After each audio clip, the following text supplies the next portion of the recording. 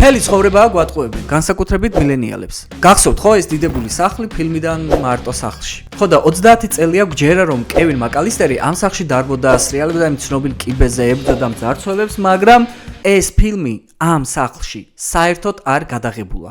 ჩვენი ბავშვობის ყველაზე მყუდრო მოგონება სინამდვილეში ერთი დიდი ილუზია, რომელიც ამ სახლის ნაცვლად ერთი მიტოვებული სკოლის დარბაზში შექმნეს და გადაიღეს.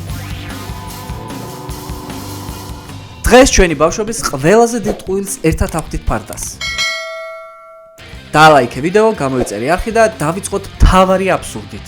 ის ცნობილი კიბე, სასადილო ოთახი და მეორე სართული, რაც ამ ფილმშია ნაჩვენები, სინამდვილეში საერთოდ არ არსებობს. სახლი, რომელიც ჩიკაგოს გარეუბანში მდებარეობს და რომელსაც ამ ფილმიდან გამომდინარე დღესაც ბევრი ტურისტი სტუმრობს, მხოლოდ ფასადია და ფილმში რეალურად ამ სახლის მხოლოდ ექსტერიერს ხედავთ. სხვათა შორის გარე კადრებშიც არის შედარებით უგნიშნელო ტყუილები, მაგალითად ეს ავტოფარეხი, რომელიც სინამდვილეში არ არსებობს. ხო და რაც შეეხება ამ სახლის შიდა სივრცეს. რეალურად ეს სახლი შიგნიდან ასე გამოიყურება.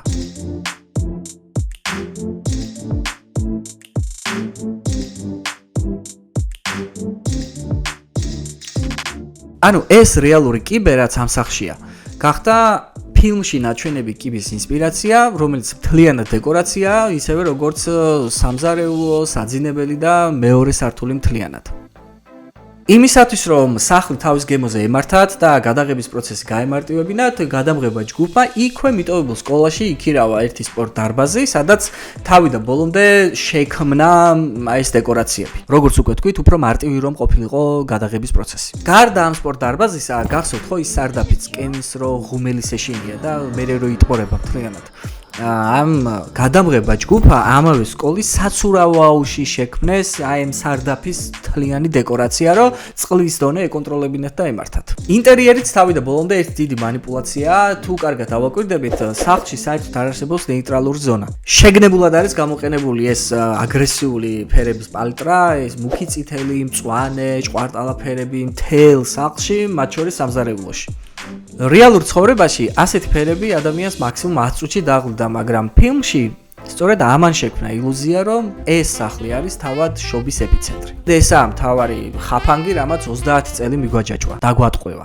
კიდევ ერთი ტყუილი, რომელიც ყველას გვჯეროდა, აი ეს ფილმი რა, ანგელოზები ბენზურის სულებით, კევინი რო პიცის დამტარებას და იმ ძარცველს აშინებს.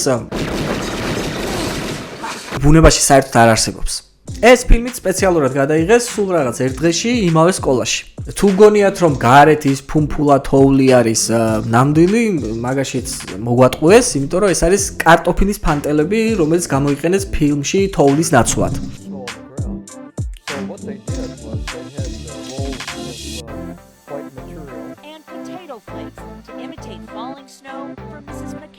ჰაერში ის იდეალურად ფარფატებს და კარგად ჩანს კადრში, მაგრამ რამდენიმე დღეში ისეთ სუნი დამდგარა გადაღების მოედანზე, რომ გადაღების გადადებაც კი მოუწიათ. მეცნიერული შეფასებებიც არსებობს ამ ფილმის და ერთ-ერთი არის გახსოვთ ალბათ ის გავარვარებული კარის სახელური. იმისათვის რომ ლითონის სახელური ამ დონეზე გახურდეს, რომ გაწითლდეს, მინიმუმ 500 გრადუსამდე მაინც უნდა გაცხელდეს. და ეს რომ ამ დონეზე გახურებულიყო, ხვდებით ალბათ იმ ხის კარს რა დაემართებოდა საერთოდ. ხის კარს კი არა და სანამ ძარცველები მოვიდოდა რომ მთელი სახლი მოასწრებდა დაწვასო და ადასტურეს. კინოში ეს უბრალოდ წითელი ნატურაა, რომელიც სახელურშია ჩამონტაჟებული, ფილმში ეფექტურია, მაგრამ ფიზიკურად შეუძლებელი. ასევე მეცნიერულ მედიცინური დასკვნაც დადეს, რომ ჰარი და მარვი, აი ძარცველები შეუძლებელია საერთოდ რომ ცოცხლები დარჩნენ. ექიმებმა ეს ფილმი კადრ-კადრ გაშიფრეს და დაადგინეს, რომ ძარცველები პირველივე 15 წუთში მოკვდებოდნენ, დაიღუპებოდნენ. თავის ქალის მოტეხილობა, მესამე ხარისხის დამწვრობა, შინაგანის ჩაქცევები, ეს არის ის, რაც ამ სამედიცინო დასკვნებით ელოდათ მათ სინამდვილეში. მიუხედავად იმისა, რომ ეს სახლი რეალურად სპორტ დარბაზში შექმნილი დეკორაციაა, თოვლის ნაცვლად არის კარტოფილის ფანტელები და საერთოდ ის ხაფანგები ფიზიკის საწინააღმდეგო ილუზია, ჩვენ ეს ფილმი მაინც გვიყვარს.